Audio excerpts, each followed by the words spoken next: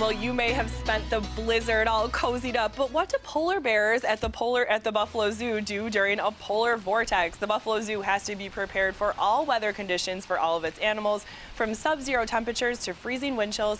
Right now, we're learning about the zoo's procedures to keep the animals safe, and we're joined right now by Malia Somerville. You are the new general curator for the zoo, and you brought a little friend for us today, and he looks a little cold right now. He is a little cold. This is Dylan. He's a southern three-banded armadillo, and they're native to South America. Oh, and so look at this. Buffalo is not what he's used to, but he's just waking up and getting used to the bright lights here in the studio, so he'll warm up and get comfortable in a couple minutes. Now, how old is Dylan, and was he born here, or was he born in South America? No, he's 3 years old. Okay. He was born in the United States.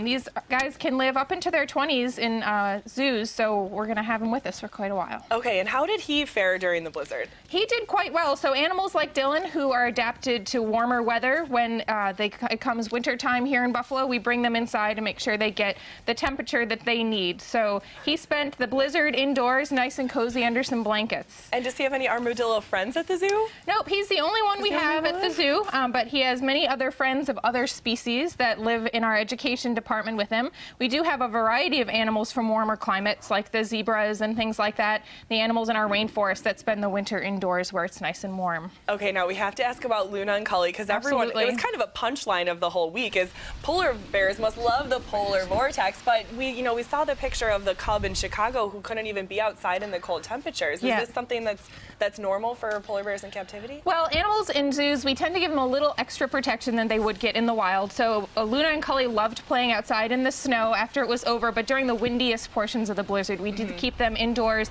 mainly for protection to make sure their exhibit was safe. Obviously, coming from the Arctic, they can handle pretty extreme temperatures, but we wanted them to stay extra safe while they were here with us at the zoo. It might sound like a funny question, but how can you tell when a polar bear is too cold? It is, it's not funny. It's just like us. They shiver the same way we do, and they will seek out shelter when they need it. So we always provide them access to indoors if they want to. So if they go inside, that's a good tip for us to know that they need some extra protection. There you go. Yep. Now, do they have that extra, it turned out it was the extra layer of fat that polar bears who are in the Arctic grow that polar bears in zoos don't have? What about Luna and Cully? Well, Luna and Cully, since they're here in Buffalo and they've been with us through the seasonal change, they do gain weight in the winter, and a lot of marine mammals and any animal that spends time outdoors, if they go through normal temperature changes, will build up that layer of fat. So they're doing okay. They're actually doing quite well for this season for polar bears. Okay, we should welcome you back home to Buffalo. You're here after spending about 10 years at the National Zoo in Washington, D.C., and you're the new general curator at the zoo. So what does that mean? What are you going to be doing? As the general curator at the Buffalo Zoo... Do you want me to hold Dylan while you talk? Sure, Can I hold it? Yep. Okay, Put your hands on the side. You tell us the story and I'll hold it. Okay.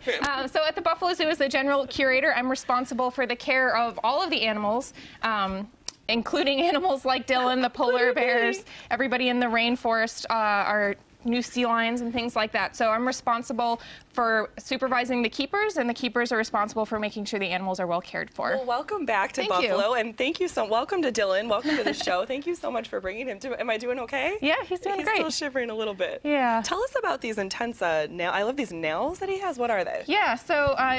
Dylan, like I said, he's a southern banded armadillo. They're the only species of armadillo that can completely roll into a ball. He's not doing it for us right now. That's quite the talent. But if you guys can see his nails, they're built for digging. These guys only eat insects, so he needs to use those nails to find little bugs and termites and things like that under the sandy soil. And they live in grasslands and drier places, so they have to have protection on their feet as they're running around.